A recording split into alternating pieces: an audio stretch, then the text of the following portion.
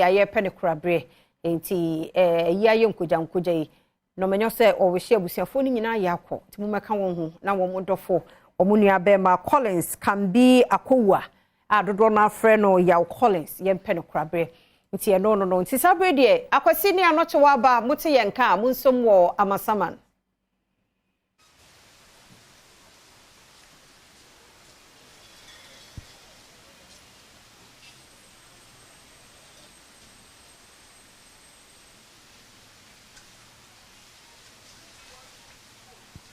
Yaba mo nyina mache esa makwa babiem emfamra bedwam dwumade so on Adom TV.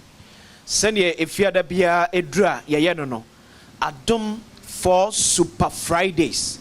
Na otwa etwemu na ye wotema New Town. Ye kodi honom enkomo ehwe honom ohaw ye honom. Abanam senior honom jebre eyi adwadefo ene adoafo ano. Kwanya mpanifo ehwe no mo nsem a aba no. Wahwe asano ede amomo eneso efiada ti aba bepiem ewo amasaman yanom so babadi enkomo ohaw akwansidie ye ewo mbumpuntuo eho kwanya perfo betimi afa so beso ano ede amomo eno nkomo ene aba ye babadi ne anopamedin de akwasi ensia mene anochiwa aba adwa sewa ena ewa adwa bakọ de nyame adom boko kwasi ya de yami ase memse ba ye ofem kakra ori amanfo bi edik mu akra ama sama menim this is the first time abahana se mehye asofa ha ya okay to de bia dwade hu nsem tietim bepiem wo amasama sanse ope brode ne menkani ne niema tesa no adwadefo no omukofa free nkronkuma mu a ombeyi na amasama adwum ha to de bia se be adwa no ubenya no de edos wonti no adefo so de aneye ti ya meta ba amasama adwum na mabedidwa enti hade eja yetai tofa ha ba komienu bi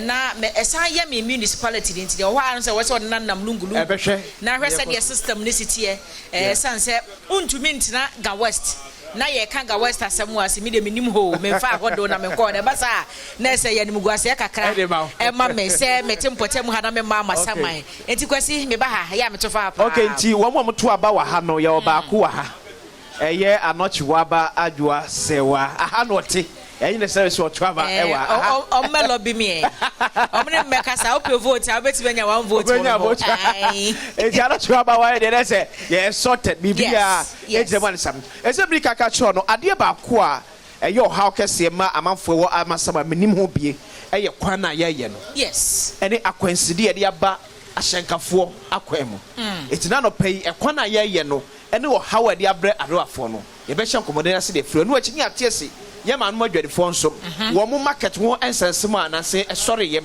se na mpanifo to na mo ere akwakọ yetima meni adrobafo ni bi e wa anam eni enkomo na adwam ye bi so mo how ne akwaside ye amo ewom no how no etesen efiri si ye hye se ye ekwan no alternative bay ene ye de e ma wo mo ese kwan ye yenim se kwan bi ye de ye a how ebeba se na how no enkodos bebre odwuma wo ye so ntino hye na panifo no mo etena se di komo no omodi gu akwan mu ehwe bo ase na be ye madwuma ba be ne so no e affect mum kwasi kwan na me nam so bi okay nti ye ka me ni mu kwan no sure enzo sa see for me the traffic me se na no bnada pa na nye wo na nye ka na bi nko ebi mma enti sa de ye ka ne ho akohia se ye nso si for me na ye se ye pokuase amasama akwan na potwo su de demu na nso tata kwan finfin de ahyenkafo mu nti ne ba ye akwantufo mu nti ne ba ye nti e kwan da ho a me ri ado afori bi eni ekwapani ma me hyase emfa emfro so ma so ma me wa wo boko di akra ya da nyame ase bako anope ho ye nyame ado me ho ye pa aswani mu shada ntema me digwe na sana nti ne ba ye wani mu shada ntema me me ne mutipa obu afu dada o dabi me bu fu isa ba asem ho asem ye bebre ho ko de se frame amwako dewi me cooperator o amasama ha me ne treasurer okay eti amasaman cooperative union no una yo mo treasurer bacha nipa ohwe omusika so eti ye sorted adwa anopo eni aba me ye be didi pete ye be didi pete low budget yes man approval oh yeah yes already yen chance eni mom to say driving to say well amasaman. Oh, okay. Opinion that say. Say amasaman the yabeka say eniyama guguna kwanso in terms of driving, but yenya enim the ababeto yen road construction and then ama obstructions kakra ba ye kwanso. Ye best start a kwan no. Penfo ne mo edi go mechire assembly no echire madwuma ye ba ba ye ewo amasaman because this is a kwan so a linke enkran ekokumase eti aban de hade se ye be ye enkran kumase dual carriage eti e fa anko ade a e be afa enkomode bi ekoso ohawa ebetimi e de aba ene kwan yo befa so a ombeti hawo ne so e de amamo mpacho assembly ne engage yen omuni edi nkomo bebre baten nkomo na omuni edi ye ne nyina bia ne ho a ebetimi aka say abam because omu kache say as transport operators no omo hu yen challenge ye baby I operate yen cars no the stations no nti nka ombe shift yen e de yakọ baby but later on ombe kache say land ni ho nti yen nkasa yen konko pay in land ye de be stations for operation. And quite also affecting more. Okay. Bibri, but in day in day out, oko assembly wa assemble akopa na catch you say assembly in the land. And Timua ngasa monkonko sikimo land na mo de be stations. But baby anam wona ye abaya sa se na ye de ama mo na mo de ye adwuma na se ankran kra bi na na oni sa sa se no. But your stations ni de ni nyina kwan no ho ni nyina ye aban de. Ni nyina aban de. Yeah. But maybe some say because when him say, for example, Medina Station is say. Yeah. Until recently, be who say Medina Station can say you will be there. Station. Sure. No. Yes. Now say the be who say open be there. Medina I escaping your phone so. Say obi asase. Kesi ni nyina. Until I remember say a anchorage a kwan hu nyina ye aban edia. So a kwan hu no. Na ya designating a diama manase mwana mode mo pe akwakwati na o Mbacho ya fire pay assembly in the mine. Assembly ne kwan ho ma mo. Yes. And assembly see all too much flow because of kwan aye ntino mo amfo si kan kope mo asase. Yeah kwa de to na mo pass asase ni bi. Okay. On say enye enso sa okay. Ebetimi accommodate your cars ni nyina. And into the to assembly and himself assembly in Mwai. Omo de call Quine Chise. Okay. But the Quino road no more, a road Cassie is about 10 lanes. Okay. 5-5. A bear 5-5, 2 lane. And a highway, but Miensa, I had three. Okay. And Sana walkway Ninyama. And the passenger be our quackra. Ebe cross up these 10 lanes. Aba kwanechi and some of Foka. And easy. Highway so. Nti wa woni tua hwe ne mebesi. Ida se ka bebo bonkro for. Ameni pa bebre ewu. Said the La Paz de kwa yehu. Yeah. Nti stations bia no wo hwe La Paz station say ya. Ba ko wo kwan na chi sei. E na ba ko so wo this side. Okay. So nti no ye kan say ye ntimi image stations ni nyina. De wo kwan na chi no omo kwan na chi na ye so ye wo this side no. Yes, you are because you operate kokrum and omo operate Kumasi Sawom and Suhum beyond. Okay. And the air kwa Accra no obi kwa Accra ontimi cross 6 lanes. En kokwan na chi nkonko fuka baby a ye lodu Kumasi. No wi a ka na se atu akodane no ho kwantenten aba besen akwa Accra. Enti ne na ye sure assembly ni say ye pomacho. Ye hu say construction e ba kwan station e bi beka. Ntinka omo siesie saa ba bi ebeka no ema enenye fit for nipa using because oko your stations that bem kwan ho obeko na hono nyina tantan but assembly ticket ma wo mo nti yes stress assembly no emrem na on a contractor na nkasa recently 3 days ago ye ne contractor na ni assembly ni nyina ekokoshia okay but the same words no mo repeat my say ye nkonko pe baby.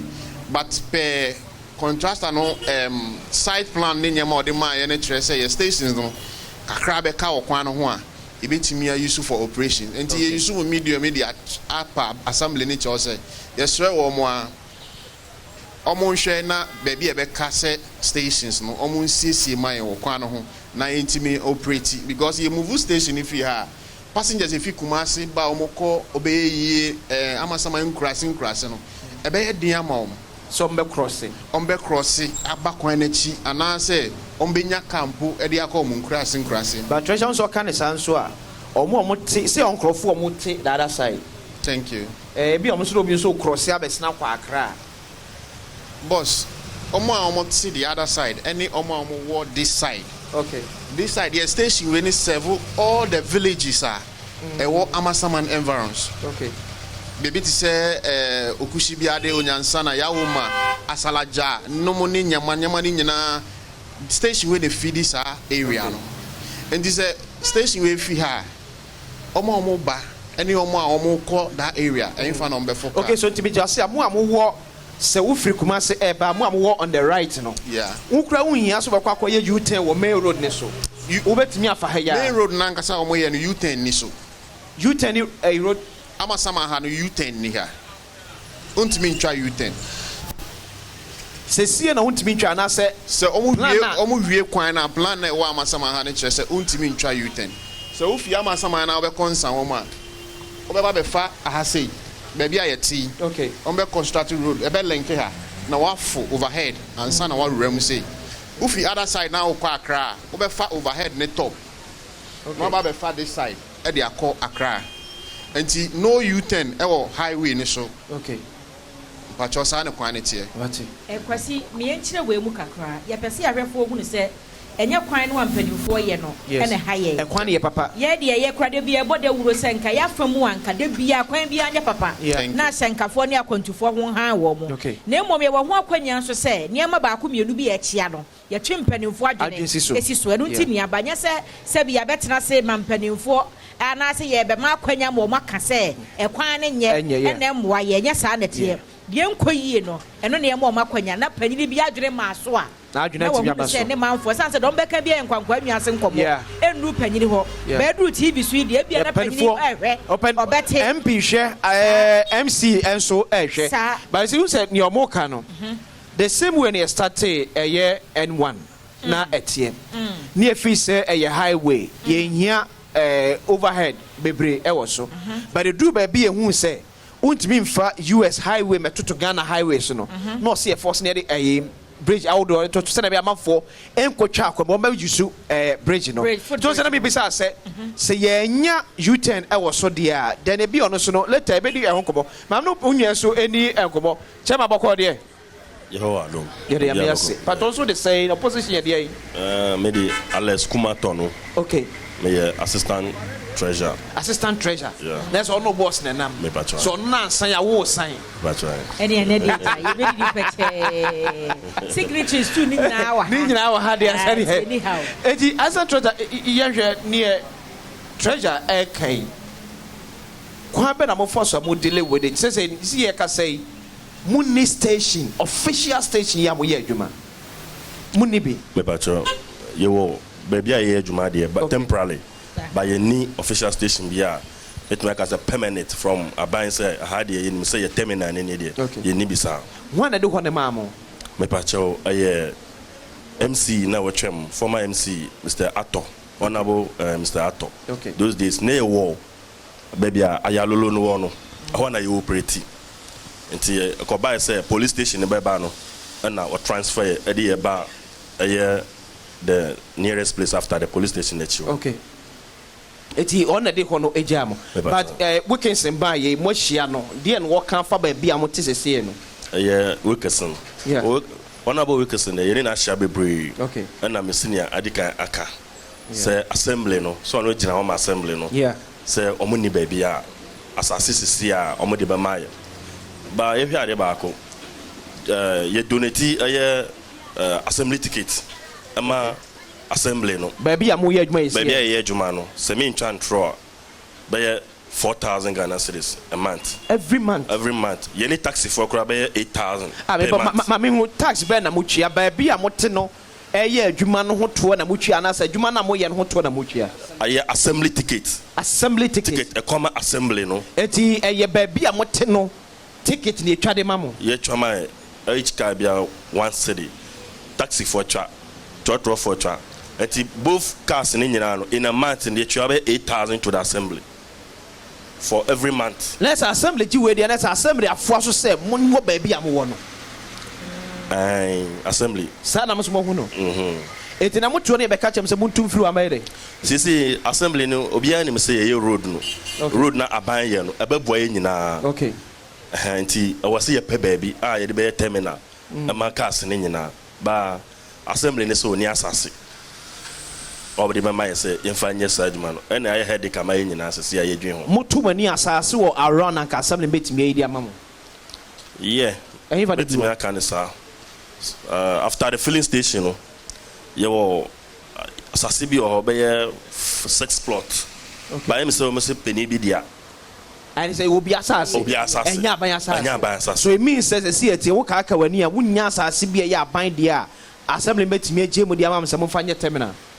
And then after road no send me boss guy no kwanachi there animal research for asase kese ho okay and then our plan mo so mo person mo dey terminal in future after constructing the road no mo dey buy terminal my nti ye ni assembly na atenase wo ho ye ni ahimfo no so atenase a plan about after the road no say after the construction abani say or the whole buy terminal my okay nti yen for now the challenge na kwa say dodo na ejina nifa so mu amodo ni e kire akra no ho na dodo na afaka e de efiri eba enkran project se se na mu kan de ba bi ewei asase bi ani ba bi ewei na asase na kwa kodi omom free enkran e be sena kokuma se lane so se sa na ti a afuto bebam senka yenye overpass bi nto se na bi amafo betimi across radar because ba bi asam ne kika ko no it means oni asase wa ha ba bia old be force njiji obi sanye na asase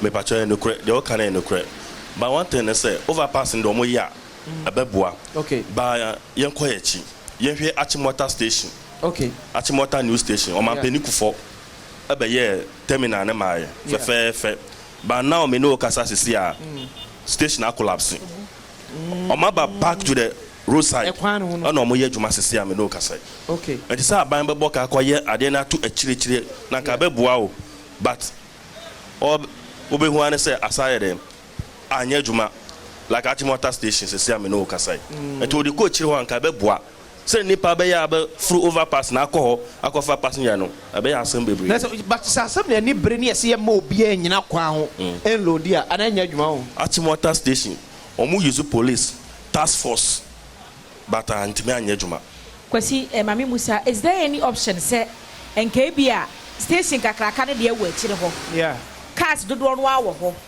nanso kwanya bi be banche ha ma bi ahye mienu bi etua na foforo etua besim perfect bibi sa betumi akofa kwanya bi sa wo kwasi uti de be kara se cars no de mamu ina pake wo ho na emo mienu bi mra sei oho na nka manfo furu na etua na station master afre next one was sim ntu mra okay say enon koye say e ma cars ne me do so kwa ne ho e be say 2 or 3 bi e te 2 ya be ya ma no yeah wait loading point okay your station no enye enough a betimi enso sa betimi afa your cars dodo ayewo okay enti car na enduru so no your parking spaces wo behind the hospital cars no dodo na parking enti e be do so a na station master na frel say edu so nti bra because ekwan no ho ni so a betimi accommodate cars no dodo no okay enti mo ne mpanimfo aka say nko mu yi makọ akire hoyi ya option foforo bia ni ho no omo betumi anya akwanya ye bibi sa amamo bacho mpanimfo si so dia say ye yi wa kwakire ho but speculations we mu obia church na adwene say okay say ni yes mo na motu mani amahunu say asase bi da wo na bia say the only land a betimi anya man ye kwan na chi ho okay na kwan na chi ho so e aban dia aban so the babesi affordable housing e honum no yes because you fi ha o de obetumi ama nkrofo na ko site obe hu so machines sisi a grade ho ye adwuma nti maybe the next 2-3 months or 4 months no aban be starting a project opanyi na say de mu kan betima ka studio say ekwan no de ye but looks like ashenkafo ni sa station we ne nka plan ne ho ana ya consider mo yes maybe say contractor na say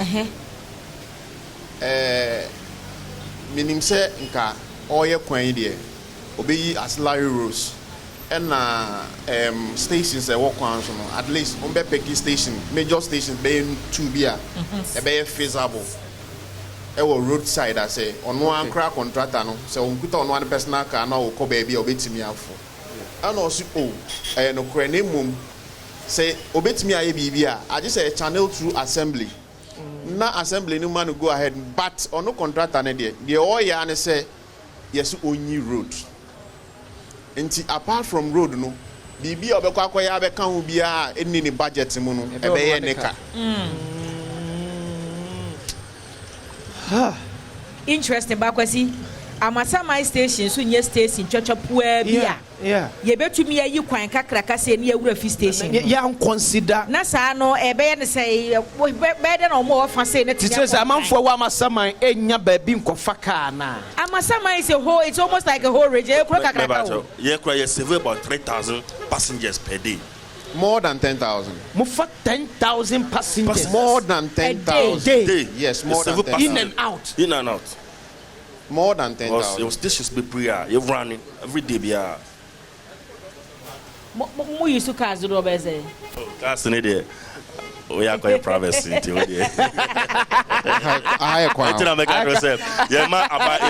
you donate about 8,000 per month. Okay. I'm assembling. Okay. It you gonna 8,000 crowns. My mom knew tell them make the rent to be station. Them say yeah. Crow to say amasama. You rent to be station. Near see you quine. Efe ebeye kama.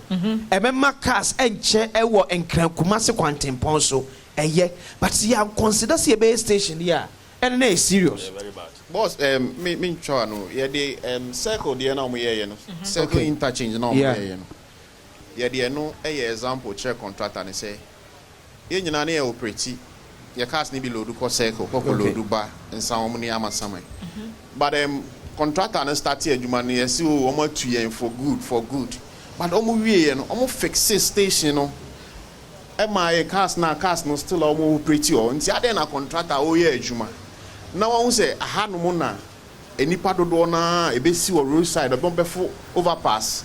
So mu ko mu fie ni omunkra no ha no mbefo ka na wo se untimi nsiesie ho maybe na contractor de nya we sa contractor no ya we onim nyemo kai me pacho me ya kasa me bisa na sa questions we okay ye engage no me bisa na sa questions we na me use to circle there no as example okay edema no other stations that work no so cry use the same thing but on only sema o kan nyina ne say or a contractor to fix the road. Okay. Not to construct stations. Yeah, mano. I will be pass your musikada ono. Erona oyem. Papa, mimi su ne o eni nkomo na yenhwe. Wani abrepa o. Fa mic no ko ano. Fa ko ano. Wa wo dia. Wani mresa. Davi. Dia na yesin to de ma. Pacho mededi Kwame Asenso. Okay. Amasama cooperative driver, okay. Pacho. Na pacho ekrobia asabiu station wo mu no. Se ekro no empanimfo bo ho ban. Yeah. Because se o lodu eko efri akọ north kula na oka se o ba Accra kula. Omunim se Accra no udu amasama ya eho ya Accra. And agidi pa. Yeah.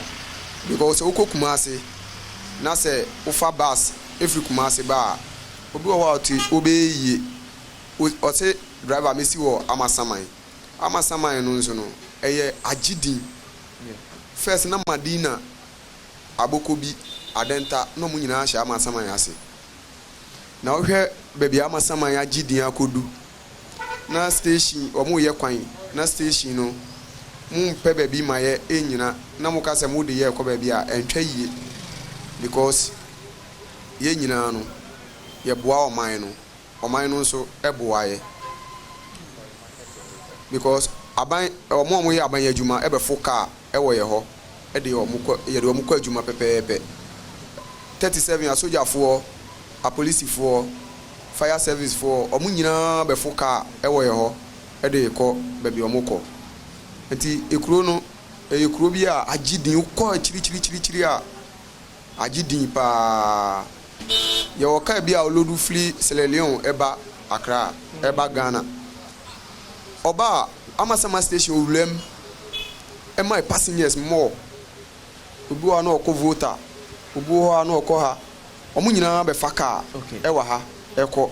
We driver ma misa. Ufi se die na be ma mpanfo aye kwan kese se ya. Se na mo kan ye nwen se bi ahyenkafo anti ye mpe ba bi fa mo. Eho kakra no na yenso yenti ase no. Nti wo so mo nwini ye ho ne yenso ye nwini omo ho.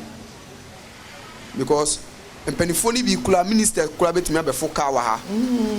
Bet ni enimu se bi a oye pani obefo ka nso a Amasama station kula no ya gidin pa ya gidin because your chairman was so man award. Okay. Because of the way we see here so and the way we kasa and the way we see drive because you nya kwanhia. Okay. Ya juma no ye hye desua.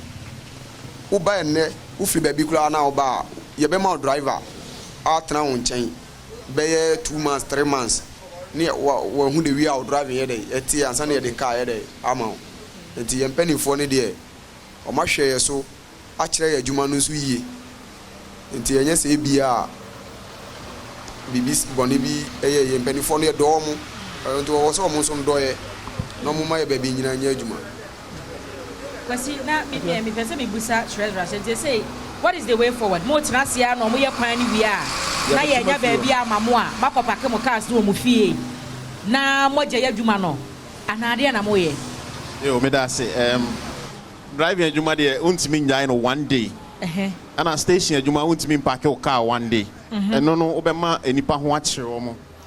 There was a recent increment being abandoned cars until lorry first, so no. Yeah. Most of your drivers in the bus office said they want to park their cars. No, we said no. We are serving the community and the people of Ghana. And ye ain't mean park your cars. Say a yeda ye dibi. Na ye nyono de a also won't call Debbie. Munkonko ye juma said the abana cano. Na ye nyanesa. Ye ain't mean park your car because of road construction. By all means, you be a money they are serving community, no, and the whole Ghana as well. But the say you be pay parking spaces. Said you can say, and can pay loading points be mine at the other. You be pay parking spaces now. Still, I have a loading points. You be to me at the loading and cars, no, at the call, baby, I load call. Nese my empany for you because he said you can't know. And yes, sir, bettina say I am reha, say, or more show Massino, or Muncotina fee. Is it never why a day? A comes way, ya. Sure. Come on, Yantino. Nessa said, or more peromania, best device another strategy to make sure, say, the station never, goes idle. Exactly. Yes. And I said, they were honest so canon. I am fan as second and come out Rural Bank or Madar, or Money Moon, dear Mayan. And they are what I say, Yentna. Na yentie amanfo ensem ema abampanfo enti na wontu ho na montiga ura bank yeda masepa omontu ma no so efe o papa wo Friday we no emu da opa na mama ye hu se Ghana branch manager wo we na se bibia branch manager so gira ha be tina se na bibia be ye fan ya maye Ghana ye branch manager so be di nkomo ye ne so be di nkomo ye ko ya ne ahwe sikasam so wo ha se ne ahyenkafo so esie wo mu sika ene se no mo ne adwanfo entem etie so treasure ye jemu amoma kono deputy. Yes, sir. More day about road nana. Yes. About baby, I'm permanently. I am a Juma. I know the Yakosu assembly no say Omun consider so Omu ye Jumana. You better baby, I 2-3 cars be achina. Okay. No more load. All rest of the cars now go park parking place. The do so no aba no below. For now, mo dia to say ampampa say baby o mo kan say ye de be mamu no. Ye de hono mo emamu a. Mo efa onye station. Na ka azudo ne nyina amra ho. Na munyi ba ko mienu bi emra kwan be load it. We ye ma na we nsu etu aba. Sa ba mi wa na wo so no ye adwuma kakra kakra. Enso de sebo mo so ekọ kuma se ne ekwana edaso no.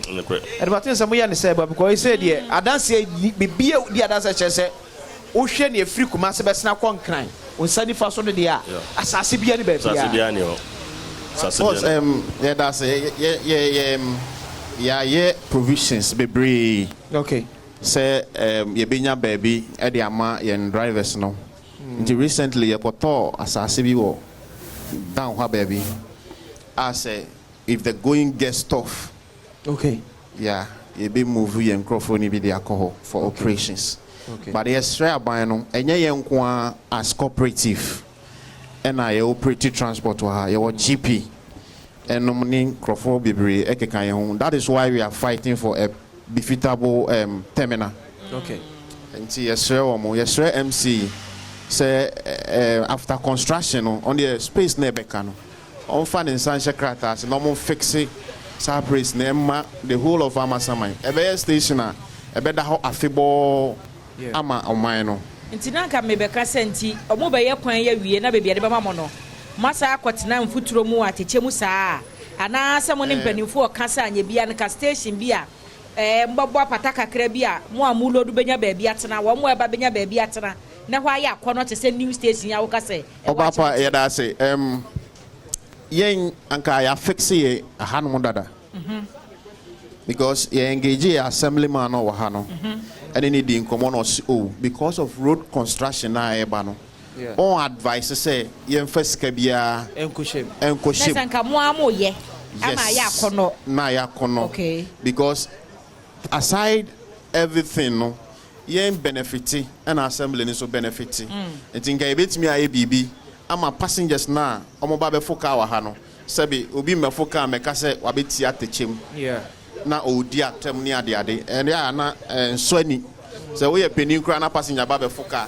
no otimi di atem me bi kan wa o koda kra sabi untimi na and think I fix it but because of road construction na urban nti we ntini e fasa akonya na so dia sra ban say ye panacho on the omwai recently na stations no more to ni ade ye yankasa ye fa sika over 30 to 40,000 at the fixe the same place but yes sir almost say omo ye construction there omo consider station no we ni a main station ayewo e wo amasaman ha omo consider sa station we na omo fixe no emai that's it but say that CP treasure say oni e di enkomonti ahyenkafo ye wo amasaman or how your mo ekomu ebi ena yate ho asem ne dikan eyese ye kwan na nso empenfo nheda fa nhye bi anwu akomu nkire se ye wie kwan na hefa na de mo abom de aye terminal empenfo hm se asase bia eni bia om no sesie om so age atum ba bia de kwakom om so be ye how dia ma passengers a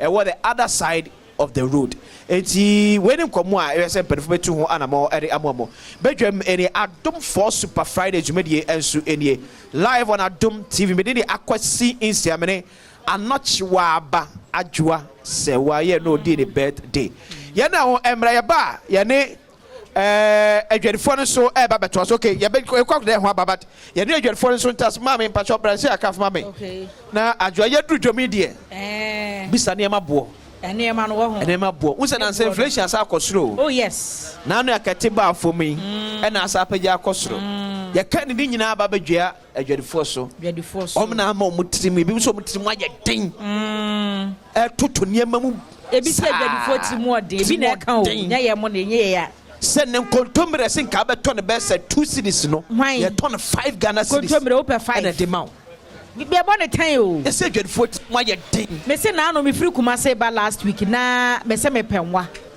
enwa no ya me to ye no Kumase kwan so me hu nwa pa me hu me ko me tena kurase me hu tabiriwa me hu okay me tena kurase me kurase mi pa na nwa no ya bua no 100 cedis na mbusa se wo ye so se we nyina 100 wo se an eno se na mbusa na se bitiri mu de me kodo mi dwoma me to ba ku 50 Ghana o adem ko fo eto bi eye no restaurant ba ku se me to ni 50 wutiri ye ya na anya ne me 100 na me hwe nwa wabo ni nyina ma me ka chem se me se 100 Ghana me kyehye me me se ma me nwanya ka treve de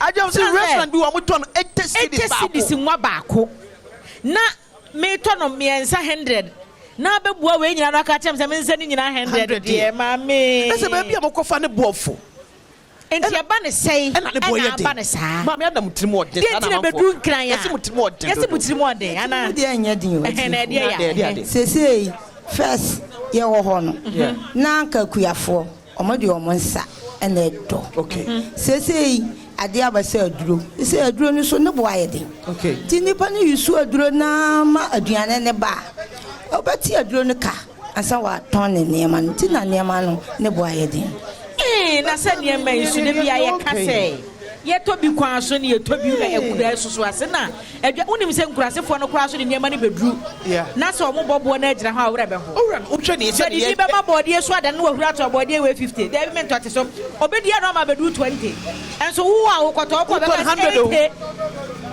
anti mo tiri mo nyane etimu ya den de to so mi mo to firi nkurasefo ne nsam fofofo yentu se de to so mi no ko akurasi ni wana konya ne ya wo bedu station so a VIP osi bode baako o charge nka first nso VIP wo de oniema wo fo ka no na de niema gu ase a ya nyuska se VIP o check wo niema bi wo niema no ko ano e ko 10 million bi kura twia 80 million de dos po mienu nti na ma niema no bo aye den no na se e kanu a mode so niema no free nkurasefo ne ho kano e na ma ne bo aye den okay mame ba che oso jo mai ka fra se me ma bongum wai fa che me mame usu tiri mo den bi one ma bo den sa one ma bo den etiti de na ma ne ma bo ko so me ko fa ba ide fit achima okay first no ye digu VIP asia ebi wo ha wa je 50 Ghana and then 1.5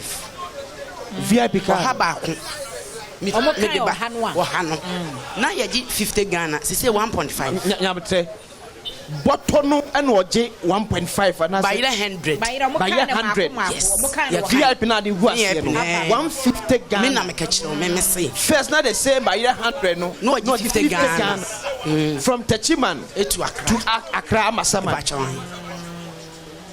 tenu nyina na mo de aguso no say one fan to so a wuntimenton ba so kakra be pro ba wo na se mo de nyina wu say odi to so odi no le fe no wo fam kakra odi no le fe no ba yi muri kure se yi ti de na kwasi ye nto ba yi muri yi ni ti na ko gina ho a o hwe de ti se me he be ka se 50 Ghana na ye ma hyew ene ma me se ba yi muri enti ba yi mo no ebi wo ho no ma ye ko ye frɛ ba bi fia so okay ebi a wo ha no e ho no kura beto ne be 8 million and 9 million ebi kura ye 15 million and some na dia afaka afi se fia so wo no ma batechima na techima ho no ma wo de beba no no le fence ye 1.5 okay enti e se wo de ni nyina to so na wo sisi se bia won so ton a sei na wo benya na sei anya sa enso ba mo fa so de no so mo fa so na da so na no so if se wo de we nyina to so a se bia wakoto no 50 million a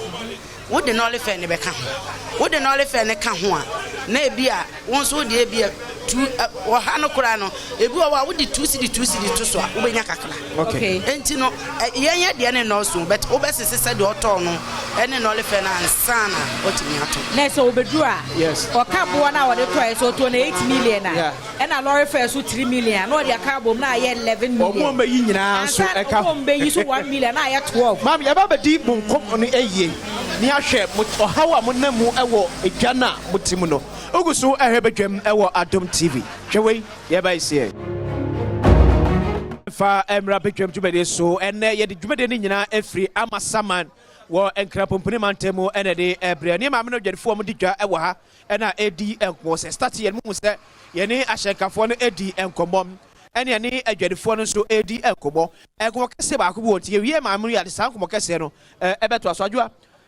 baby a yedru ni ye oha ye ma me mu ekomo amasaman ha no adwadefo no didwa ekwan ye na kamo ekwan na kamo mame fa no mame hwese no ba o se kwan na kasa ne hwese ba akai pa amasaman kwan ho nipa yegu kwan ho a yedidwa ye kase ye omudi ye kogu market ya enya market ketoa ba nipa na yegu kwan ho ni nyina ekwan no akai enti no ampi ani ansi omwaka bom kanya sanka kwan no kora no yetu yache ese de baby adu no aduru se aban ebeye no kwan de so omodi omoni toto baby a place na baby a omode be mai nti se see ya yeti we ye say aban ope baabi yere ema ye ya kwan ho a yegunu ye dos ye de ani toto enya baabi ya ade ba ko a minim fa adwadifo ho ne se kwan yi ho ayo mo de mo se yempe baabi mo mo yi wutu o mo kra so mo de mboko mujidi se mo beko wuntimi nyia no se kwan no akan nti ye beko mo beko mo ye kwan ni wie na chance bade a ye besan aba adwadifo pe kwan ho chedwom ye di bobo e wo baabi a mama me hu na nsei isawam ka bitifa so ye mama no a edi dwo kwan mu na esi ye ade na mo ne gi ekwan no dwadie e chen edwa na ye because se mo nyina mo gitum se ye te kwan ye kodwem na se meba na tomatoes na mbeto na ebi ni kwan ho a me wura dwom si enya baabi so mo abandi amae market na se yenya market ama semanyi na ye beko ba first na mo ye market ni bi mae ka kwan yi ba ye ke ye wo akire kama so mo sambe tu yen nche se nya aban ene de mae eninti nipa no ebeje na sase dize say die baabi aduru ni die ye hia market na kwasi ukaya de ko so waje nkotoku bra na omutu jenefo na de o maba no adu ma bi no regional minister manani amre a enka o mama maame mememra o honom mugidi sedwa yi mpanifo pa bi mamo mo bekom acho mo pa ba bi ma ya ye beko mugidi sedwa no mpanifo pa ba bi mamo mo beko o ye pa ba bi ma ye beko dodo ye beko pa edwa ne beba saa sa de ebe yi mo nsan so agreement na kwan ne ho mo ko chemielu ma bi ma ye beko be se ni ana ma ebi musu saba ese obere na nipa 20 na didwa emu 10 ana 15 ko 5 okwan no kraso om se ekwan no dwadie no ekọ hwehwe chen edwanim e se 5 ne te kwan na so mo dwadie no ekọ hwehwe a we boss na 15 na ekọ odwam no 5 afiri wa beka ekwan no de no na afi mu ache 10 se mo beko na se mo nwa bi et one mo de na mo ba be ya mo nwa no aka no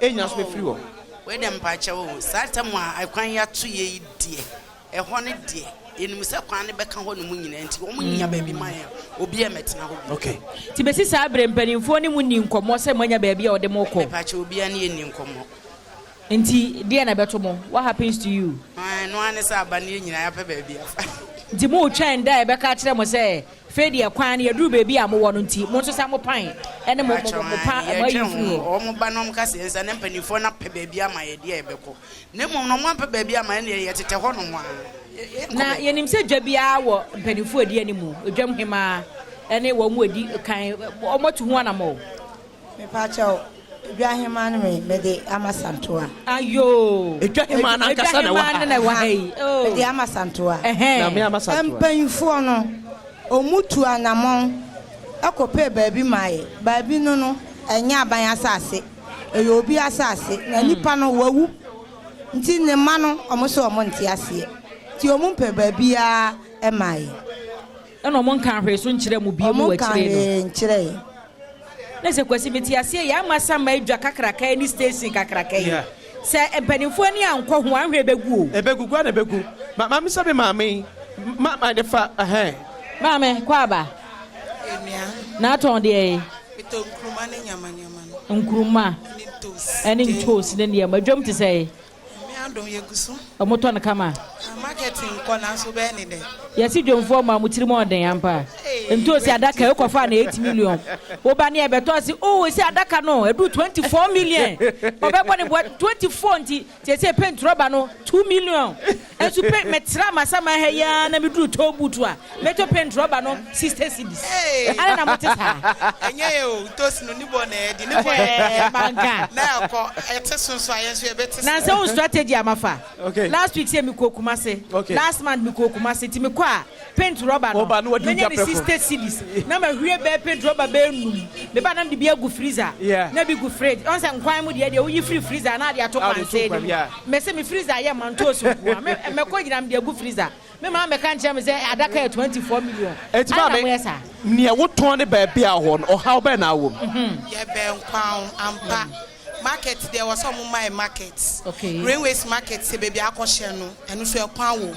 Omu pe asase kakra kamaye na market ye nyina ni railways fo nyina ya ka bom ni aye baako market ni station ene tamben wonya ato ade awie pe akɔ station wa Africa ese a station so na baabi market so na baabi senia ohima aka e baby omu de maaye manso twi ada so ene asan beji efie nsem nti ye tale da ho nyame na eka ye ho na agya ye di to ade kakra wo se fa hen de na kwan wa railways nti eyi mu kwa kan railways for no ho amon ho kra asase ye nko asase ni ho market ni kra asan wie kwasi mi busa se afri se wudu ofanko barrier okay we can see kuro yayi wo ma ya ma ofanko dwam ben asofa yeah ebe yi adwadifo a wo kwan ne ho ekọ baby a school no school ni woni nyina be yi wo mu nyina firi kwan ne ho do mu ko odwo ne mu ko twa ahomam san akwa ekọ ye story ne ba ma ye ball no anopa kokọ hwe adwo ne mu hwe emu sa da ho mpan adwadifo na sa ba ofanko barrier filling station na chi wo no body ne menkani banchi ne kontomre fo o ma sa be gu kwan ne ho esan se ho no mo se kwan wa tina mi buza se si ade omo ko adwadifo pe ha kwan wa ahadwa ma ha kwan wa ye de mo ko amon san be ka se kwan wa de pe pa cho railways ho railways ho kwan ni ho ya kwa kwan ni ho ye nye bi kwan ni ho kwan wo se e fa he na mo hu se kwan ni ka bi da e fa he na bi da kwan first no mo grade ni say say ye de ho no be market ni station stadium horse side no okay ba e kire ya preview ba mo de ho no ye station na yesu adwadefo ye wo nchen a ye wudi udwape na wafa wo ka eno wo mbre ba ye bi obedi dwa na wanante saa kofa ka oba bi fufuro enye fine me pato wa hwa achimota de wo kogina akwa ye se emfa ka wo be nante saa akọ new station akọ fruka eye problem ye ble na sa adwo ameti omo de na se a se mo de montoma ebo arewafo de na no se ba bi ye de drivers ne kọ no ye mfa mo nso mo kọ na obi to na ade awi a watimi afa ne hyen e de akọ me pato ya anye ne sa de a ekwan no na mesaba ebe haju jiso omunya ba bi ntra okwan no no omunya ba bi pa tisa o mbebo pre ahomache wa baba ntem no abese o table amasa mansa so se yato ne nyina o asana asase na ba bia asa eka chire wono ese aban asase no wanti omo di station fo no ko wa e wo so no muso mo besi affordable houses e dia no muso mo besi no na motu ana morning penifo akasa se go betima mam ba bi fie bi ase ka wache ani dia kasa dia akasa bre bate babai adwa me esa twa homra na afa ye medi kobo kese na e wo gusu ehwe bedwam e wo Adom TV ye ba ise Emra bedwam jumedie eso Adom 4 Super Fridays jumedie and I watch live from Amasaman and then one for one AD and kuma many antibako and twa sopani some say ema me na iyenhwe wudi ni say efemi akosin kruma ba Amasama de obia ni mini Drino okay eti Amasaman and Drino and then no Asia or how ben na wo edema ahyenka for apart from station na woman say mo akwan no how kese pa first no the medical can station there over station is okay and Amasama no station apart from station we know yes so station I dropping side I hold over miensa anana e okroma and mo pen for na kan ho asem treasure be kan ho asem ti yeah na efa ye kwan ho asem na hia me pa kwan no kwan no from Amasama kroma there e 3 junction de otimi say kwan there collect efa hospital hospital ne mo there ba me road na asem there nka ho ba there we akase empetem na enso edidi ho no boss so nya 3 junction ye fe ba bi obeye e kwa asalaja osu mo di mu pick up ko ha ehwe am be park ye the pick up ko mo be park me kan bibia apart for 3 junction won so ko obeye ho na me asem ameka no ufi 3 junction wo ko ye fe ba bi dobrogo no ni obom okay openi mi do nya me Mr. Diamond me kan bibia me anopa me ba ha na mo hyehyɛ mo ne ma no me ko ha no pe ya afi na ma ba bedu ha Ekwan nyanyanya. Na say demonstration. It is say twafoni kakra kire. Ekwan no omugu ni kota doctor COVID numu wono. Okay. Any 2 weeks na kwan say. COVID mu dey na say after 2020 years. Yeah, be 2021 ni mu na 2019 mu no. 2020 year. Anu kwa de wa. 2021 year no mugu opa yanko metu mi kam yakọ. Kwani ma contract 2021 me ye good so. I say masa me kame ma me papa mo chefo. Ekwa na say. Apart for that no say ekwa no eye photos atutu won say na nsuo to ateta takwa mu no. Yeah. Amna kase pa de kwa mu. Ama na nsen ya demonstration ma this year we case ba ho e be share bo say 2 weeks time machine si be ba so.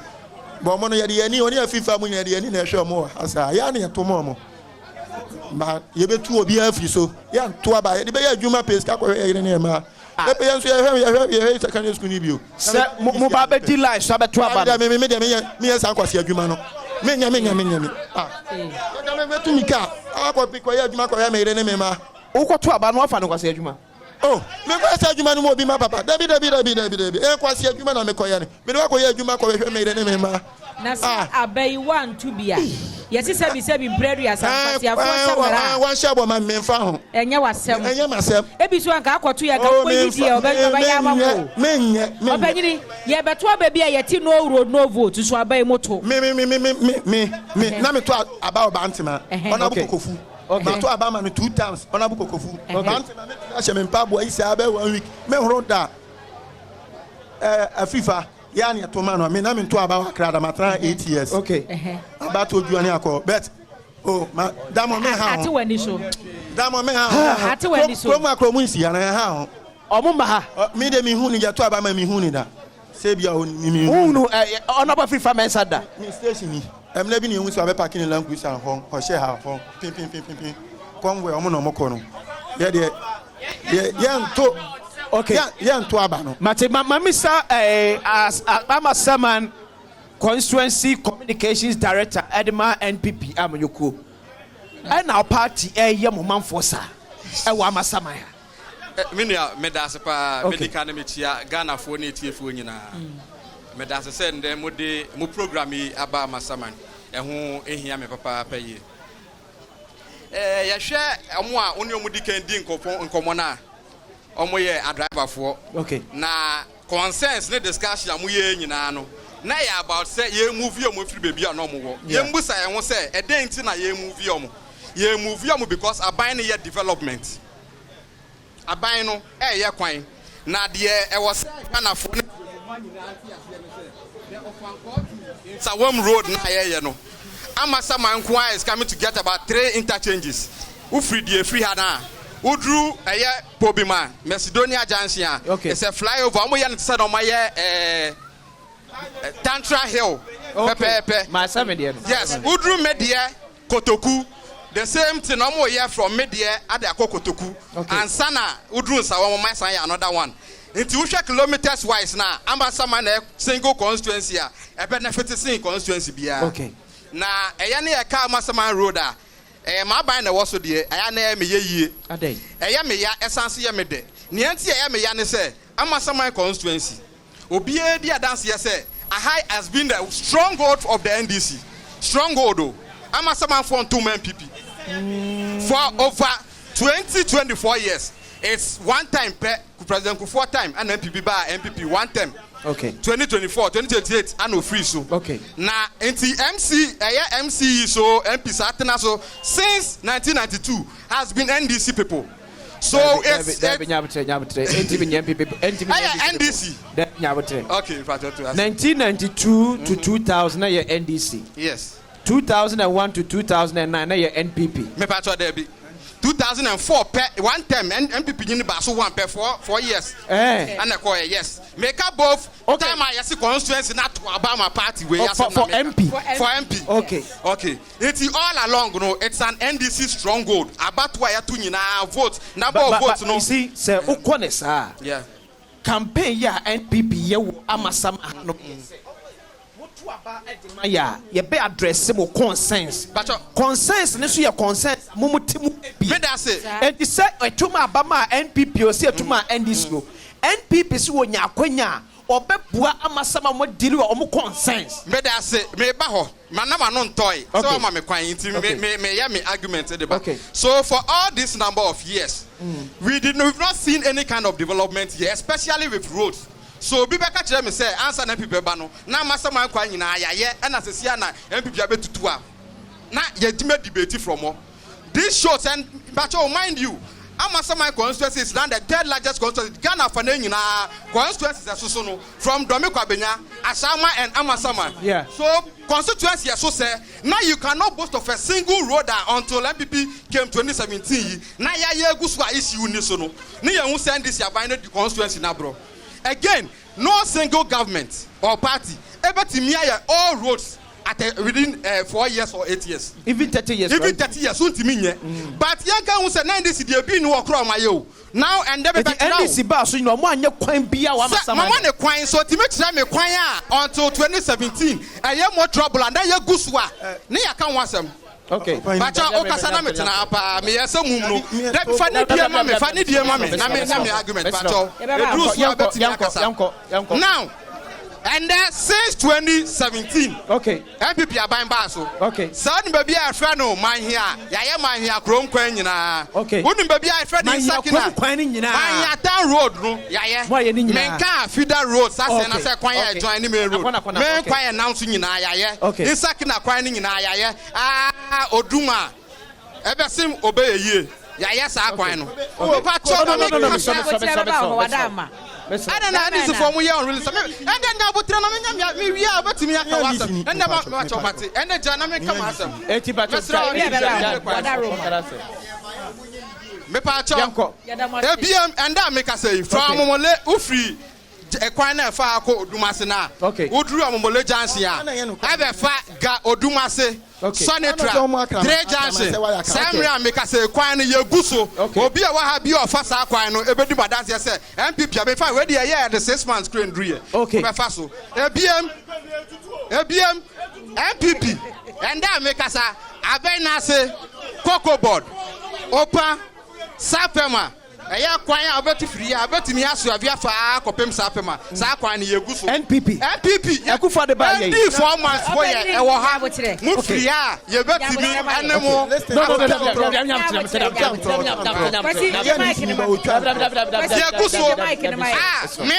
mesre po se ye wia aka ni mu team ni nyina ba bia mekeka no ko kwa fa na mo hwe se eyampa ana enya. Okay.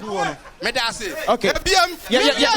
Nancy. Me pacho me yeah. And that me know ka say. Okay. From Media Junction to Kotoku Environs. Okay. Ya what the contract 20 kilometers. Okay. But esan say main road number and kakra be affecting no. Onam eye Akotoshi number 1, number 2. Efa don sapa me chabon see ye drainage. Eye part of the Kotoku town road and do December bon see yakasa kwan so nyina. Me pacho anya boss a contractor and me no baby ya challenge my pies Mara road. Maya road. Kwan ya buye nyina wo so. Sa kwan no and that make us say from Sansam through Kwalema Manche to Edusa Junction. Okay. Ya de ma contract ko se sia drainage e koso wo ho. Odo Maya said ne de omunya ye. Me say na David Jamte. Openi udini de say your friend Jonathan ni Afum Tete. Okay, who you doing? Me NDC communication team member. Okay. I'm also a resident of Amasaman, actually an indigenous of Amasaman. Na number tena power na Amasaman for to abade ama momresanti nyina na omakwan. Munyemu omwe. First of all, Mamentia listeners, any viewers, good morning to all residents in Amasaman. Dear woman say, answer na ube kasa a particular subject matter no. It's very important to consider history. History ewoho. Okay. Amasaman, the Amasaman we see today, and yet Amasaman ewoho some years ago. Okay. Amasaman constituency administratively can district assembly mube kaya na extended court tema na Esuba, Tema, Adenta, Madina, they were all parts of our Gandhi Street Assembly. So all the landmass, all the areas in these places, even before Omuyi, Trobu, Efriono, I think 3 other constituencies were taken out of Amasaman. Trobu woho, Gasouth woho, Ganot, Aye Trobunu, Enusu woho, Weja constituency Omusu woho. Okay. When you consider the major towns, consider the project. You are saying, say, yeah, this 24 years, over 24 years, there's nothing to show. I want to tell you that Amasaman came from a place to this place. And from that time, all the major developments, Achimota, St. John's, parts of Taifa, Tantra, Ofanko, all coming down to this place. Madina, Adenta, all coming down to Amasaman, were project of the NDC. Okay, to him. Yeah, situating here from 2009, ABC 2017, 7th January. DNA under the late Professor Johnny Van Satamels, John Mahama led NDC administration. Thank you very much. Thank you very much. If you consider society here, Professor Bekan said there are institutions in society. Okay. I said 6 institutions. Yeah. Political institution, religious institution, educational institution, sure, marriage institution, economic institution, any health institution. Let me take 3 of them. Health institution, economic institution, any educational institution. Okay. When you look at the educational infrastructure, Amasaman, yeah. NDC, we are percentage wise, over 99% were project of the NDC. Wow. If you look at the Amasaman Public Square, yes, the Amasaman Public School, just behind the goalpost, there is a structure there, Millennium School. It's a project of the NDC. All the structures there, 99% were project of the NDC. Okay, project of the NDC. May year at the Abia see me flu so. Me buy ya mesaba so no me flu. Me to see so be flu. Why we flow the eba me. Enti pasho me enye sa break we emreba. Ya ne NDC communication team member yo wo Amasama constituency. Ebe to akomodie so bedwam enie ye ba. Okay say enche ya remedy nyina eba na we ba before that memfa happy birthday enkoma Jennifer Amwate of Rural Bank. Yeah, well, Amasama, your birthday. Happy birthday, call and from Jennifer. Wishing you all the best. Topena, Ona, Otwaso. Then I'll say my year, a Wahanamua, and Tiaman for Enyajidi, Ewomumu. Now, me care about educational institution and our schools are Ewo Amasama constituency. We share Amasaman even 200 meters from here. Okay. From where we are having this interview. It's just here. It's a stone throw. NDC, any government, they were responsible for the infrastructure we have there. All the schools we have in Amasaman school. At that time, Sam Atukwekwe, NOA MC, Honorable Nilai, Honorable Emmanuel Nilai, NOA MP, Ewo Amasaman. Who call Akramaman? Akramaman, when they say, who call her? NDC, under NDC administration, His Excellency John Dramani Mahama, or see SHS school, E-block. E-block structure. For 4 years, he was about to open the school or commission the school, and a change of government by MPP came to power. Okay. It took them over 4 years to commission the school. Listen, it took them over 4 years, and sana commission school. Why? Because omunim say a JM project. Even if they commission it to go in favor of the NDC, but we have to look at something very carefully. Yeah, partisan politics ni na juni or mine. You understand? Politics is for development. We should Akramama, that particular SHS, there's no SHS around that side. Yeah. Over 7 communities are Ewoho. Aye kind of blue. Meyipo, Yahoman, Onyansana, Kwashikuma, all the villages in that area, they are benefiting from the E-block of John Dramani Mahama. Communications officer Edema NDC Amekonsu Amasama also. Ewa. Officer.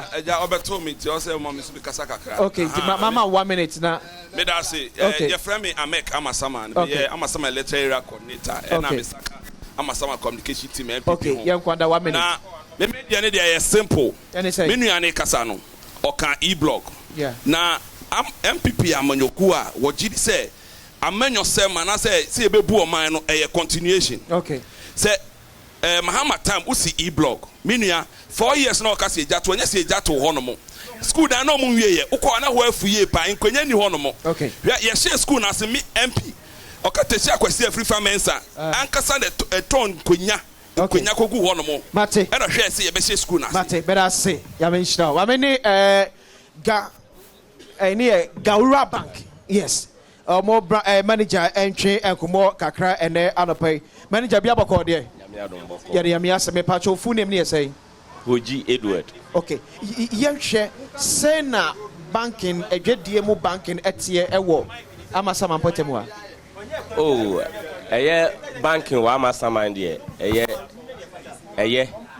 Yeni banker ya ba ha first since 1984. Okay. Yenya 39 good years. Okay. Ewa ha. Na ya serve community ni eye pa. Sa time na ha no nyina develop ye. Okay. As several rural communities na wa ha nyina. Yeah. Na say oba ganra banker banks wa nyina ye na your services. Eye the best. Okay. Your charges ye bibia e wo fam. Okay. Your loans e wo fam. Ya boa community ni bebre. Ya support to focus clinic. Ya support to community health. Social responsibility bebre. Ya ye aboa community no. Okay. But ye better say panti Amasama adwadefo ni mu ewo saa ekita odie no. Ewo saa rehye mu so mo ni mu kita odie mu edi no. O kire bi emu nka o mo so. Debi. Ya some community na chepa. Okay. Nti yo even adwadefo ewo kwan no ho boja for empo oni collateral bia your product bi ti say yisusu ema wom no no hia say odi bibi be yensia na mu ansa no wa ba beji no so ne be save 3 months na ye the amount afenso your loan so teachers say ohwe policy rate say 29.5 and so ye there 32%. Ye ma teachers, controller, salary workers. But me abeje 5 years. Okay. Na also a dembia bibia na ODC. ODC better ask me Brenti. Gaura Bank manager na mte say no LJ enkomodo. That was I'm ready. Esum ye nyame enhira bonyina ye bre no ayebe. Ebre na so. Metwase. Yeah, better also. And I say, I say, come technical career no munyina. Benjamin Shrabo nyina. That from said, yes, I mean, the questions. I mean, I'm not sure about. I do say, and the jumadi on chiabe. Yakrao.